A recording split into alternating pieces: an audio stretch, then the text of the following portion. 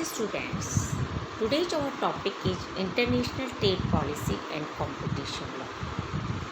To organize our discussion about international trade and competition, it is useful to find the relationship between trade and competition. Competition policy and international trade are both sources of efficiency in the economy.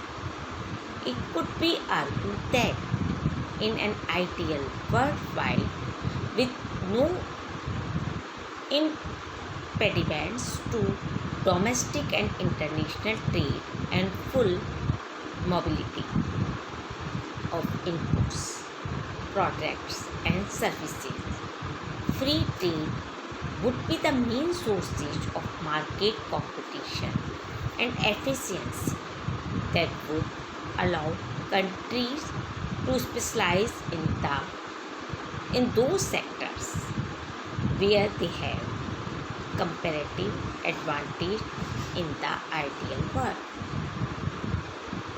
Free trade would be the main instrument of competition policy.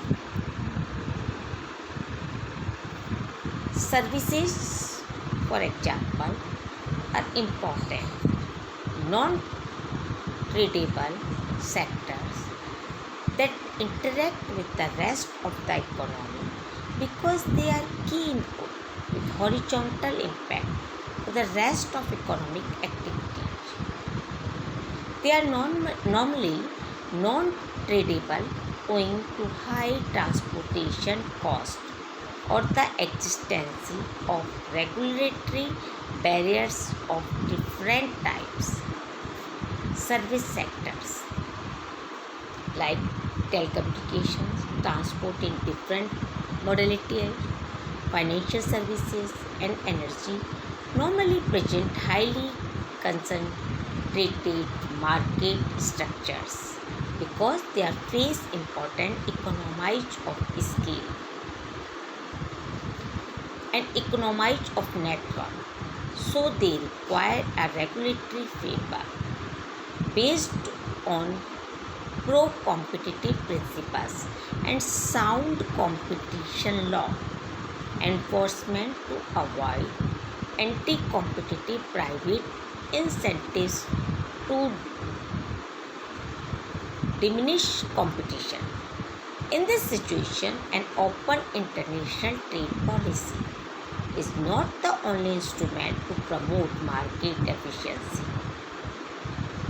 There is also a need for effective domestic competition policy and enforcement. Both instruments, competition policy and international trade policy, become complementary to promote economic efficiency, growth and economic development. Competition law enforcement and competition policy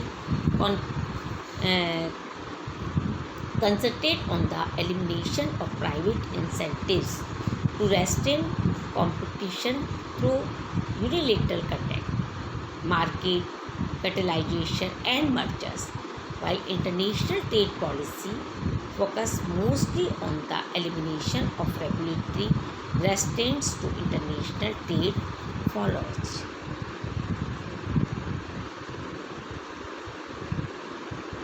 Given the both policies, international trade and competition are complementary, the question that follows is how both policies should be coordinated, especially in a world of increasing global interconnection. International trade barriers are usually dismantled by a marginalized exchange of commitments among nations through negotiations among governments in different settings. Bilateral, regional, plurilateral or multilateral, those agreements normally include competition policy commitments. Thank you so much.